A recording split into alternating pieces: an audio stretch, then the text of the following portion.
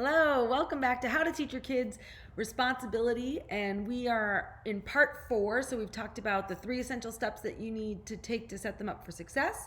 We've talked about how not to respond when they are irresponsible, to not rescue, not to piggyback.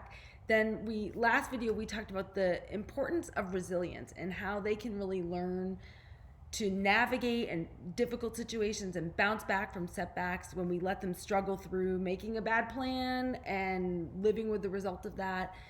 Now I want to talk about today some key learnings, just life skill learnings that your kids can gain as they learn responsibility. Because here's the thing, whatever it is that you're teaching them to be responsible around, whether it's homework or whether it's driving or chores or picking up or taking care of their possessions, the truth is those are not the things that we're ultimately supposed to teach them.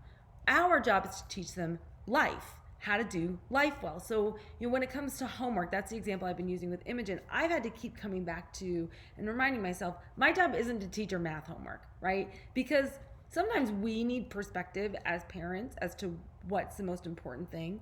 Like, when I really have been thinking about it, because I can get caught up in you need to get a certain grade, or your math homework is the most important thing. And so to not get it done might be the end of the world. But then I step back and I think, when is the last time that I thought about my 3rd grade math homework? When is the last time you thought about your sophomore history test, or, when you did your chores or any of that stuff, right? All of those are avenues to teach bigger life skills. And so for Imogen, it's not really about the math homework. The math homework is an opportunity to teach her skills that she's going to need in life, because she may or may not do a profession that uses math. But homework isn't the most important thing. The life skills that can be gained as we teach responsibility are. And that's something that if we keep the bigger picture in mind, we're more likely to give them responsibilities and to navigate them better. And so there's 5 things that I think our kids can really learn through handing them over responsibility, whether they do well with it or not. So the first one is agency.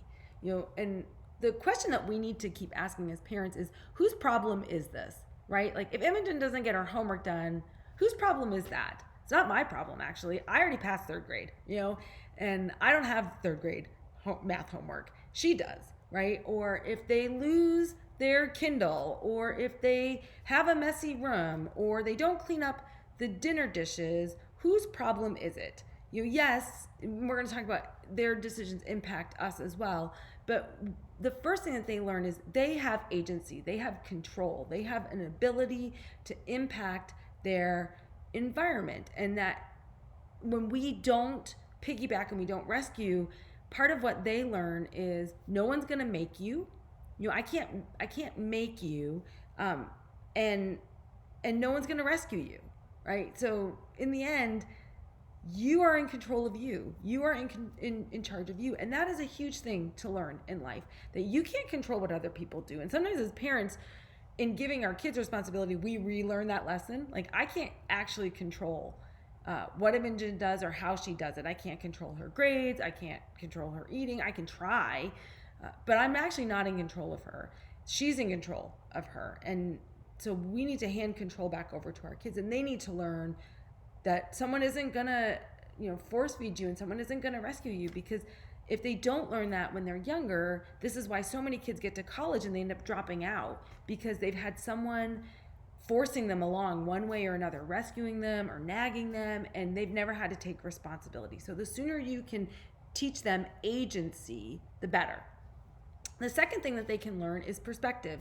And we talked a little bit about this in the last video of, one way that they get perspective is that mistakes are not the end of the world. And I think that is a lifelong lesson, because it will teach our kids to be brave, to be courageous, to own up to mistakes, to take risks, to be able to ask for help. And so they can gain perspective that you can blow it big time, and you can still be loved, you can still recover from it.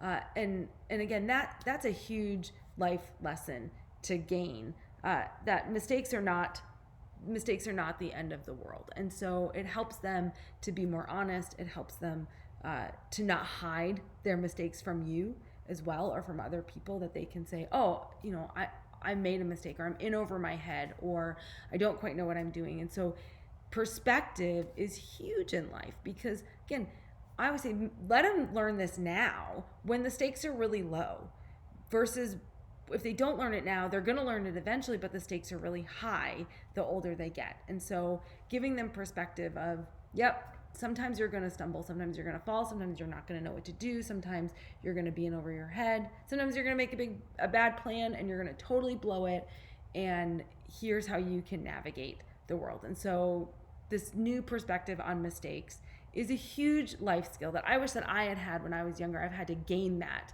as an adult, and it's a lot harder to gain as an adult.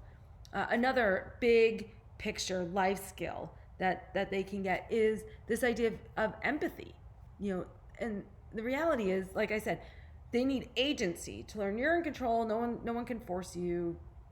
Someone isn't going to nag you. Someone isn't going to rescue you. But when it comes to empathy, they also realize, but your decisions have an impact on other people. So when you choose not to contribute to the family, it has an impact. And one of the ways that we can teach that as an adult is, rather than using a lot of you language, you need to do this, you did this, you do, it's I. So when you don't pick up your dishes, I feel overwhelmed and frustrated. I feel resentful when I have to pick up after you, and that starts to impact our relationship. When you take something to school and then lose it, I feel upset because I spent money on that. Or when you don't do your homework, I feel worried because I know that your grades will matter depending on what you want to do. Or I feel like I might be failing as a parent, or whatever that is. Empathy is allowing your kids to realize, yes, you have agency, but in that agency, you are not a self-contained person. Your decisions impact the people around you. And so when you share the feelings that you have, or the worries that you have, or the concerns that you have about your child's actions, you're giving them that life skill of learning, like, look around, and consider other people. Because some kids, empathy comes more naturally, and others, it is a life skill that takes a while to learn, and so this is a way to build empathy for them, to gain that skill, to realize, oh, I'm not the center of the universe, and when I don't hold up my end of the bargain, that matters to other people. And it may take some time for them to take that into consideration, or they may act like they don't care, but the truth is they do care what you think. And when you take when you de-weaponize it, right? Rather than saying, you make me feel this way, or you're terrible, or you're inconsiderate, to say, I feel this way, you're just giving them information about yourself. And they will do with that with what they will, but the more information they get around, like, when you make these decisions, people around you feel this way, that's important to learn. And then another life skill that they gain is planning ahead, right? And how many of us wish that more grown-ups had that life skill, where they began to see, like, oh, there's only so much time in a day. I only have so much capacity. Or, to learn, like, I'm best in the morning, or I'm best in the evening. If I want to get all this done, then I need to take that into consideration. And one of the ways that you can really build that in when it comes to teaching responsibility is, I say this all the time, rather than saying if then, if you get your homework done, then you can have dessert, or whatever you do. It's a when then. Just switch that if with a when, because it takes it away from it being a power struggle to just a reality, right? When your homework's done, then you can watch TV. And your child, they may put homework off and put homework off and put homework off, and then they get to the end of the night and they realize, oh, I missed out on the other thing that I wanted to do because there was only so much time. And they're going to run up against that barrier. So when your room is cleaned up, then we can go to the park. And maybe they don't get to go to the park that day, or they don't get to hang out with their friend.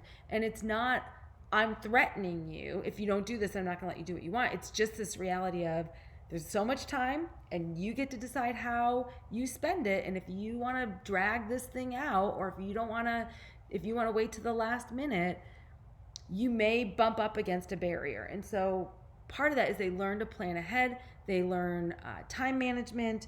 They learn big picture thinking when we make it like this is just the reality of how the world works and how our home works.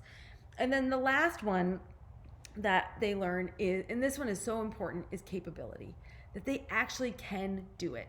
And that's something that when it comes to responsibility, we need to hold out the faith that they can do it. They can live up to this responsibility.